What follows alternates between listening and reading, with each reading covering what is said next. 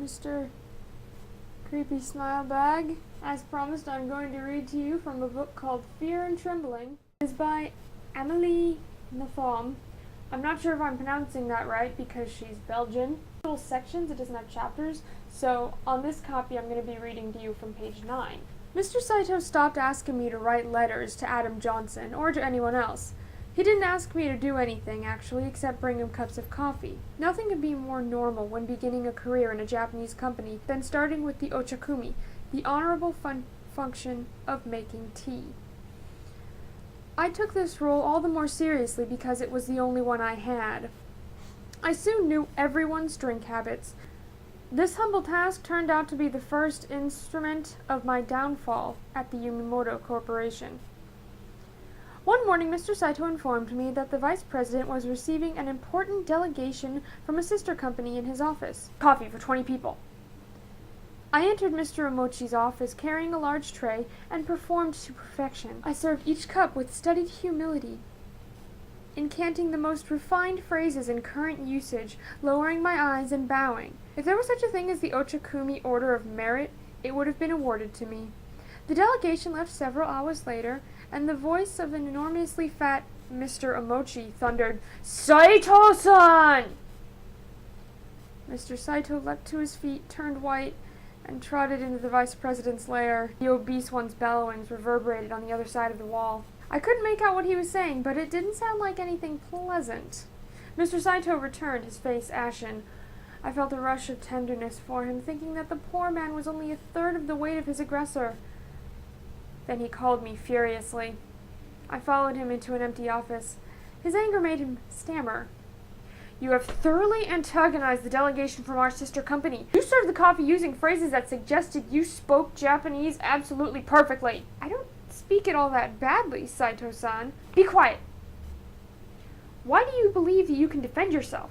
Mr. Omochi is very angry. You created the most appalling tension in the meeting this morning. How could our business partners have any feeling of trust in the presence of a white girl who understood their language? From now on, you will no longer speak Japanese." I was dumbfounded. "I beg your pardon? You no longer know how to speak Japanese. Is that clear?" "But it was because of my knowledge of your language that I was hired by Yumimoto." "That doesn't matter.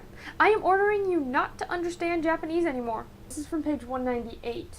I remember having loved a Japanese film called Merry Christmas, Mr. Lawrence, set during the Pacific War in about 1944, about a group of British soldiers in a Japanese POW camp. One of the Englishmen, played by David Bowie, and one of the Japanese officers, played by Ryuichi Sakamoto, formed what certain textbooks might call a paradoxical relationship. I couldn't help sensing a parallel between this story and my own tribulations in the Yumimoto Corporation. Of course, there were huge differences, but I did feel like a prisoner of war, and my torturer was at least as beautiful as Ryuichi Sakamoto was handsome. One day, while she was washing her hands, I asked Fubuki whether she had seen the film. She said she had. "Did you like it?" "The music was good. Too bad that the plot was so unrealistic. I think you have to see the film as a metaphor." "A metaphor for what?" "For the relationship between people. For example, the one between you and me." She looked at me, perplexed, wondering what sort of lame-brain idea I was entertaining. "Yes," I went on, "there's the same difference between you and me as there is between Ryuichi Sakamoto and David Bowie. East and West. Behind the surface conflict lies reciprocated curiosity. Misunderstandings hide a genuine desire to understand one another." However convincing I thought my argument, I realized that I had again gone too far. "No," she replied.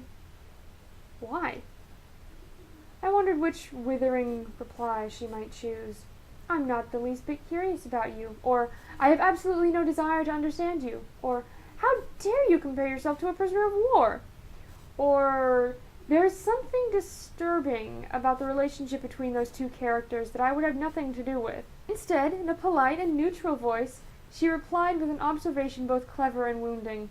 "I don't think you look anything like David Bowie." I had to admit she was right.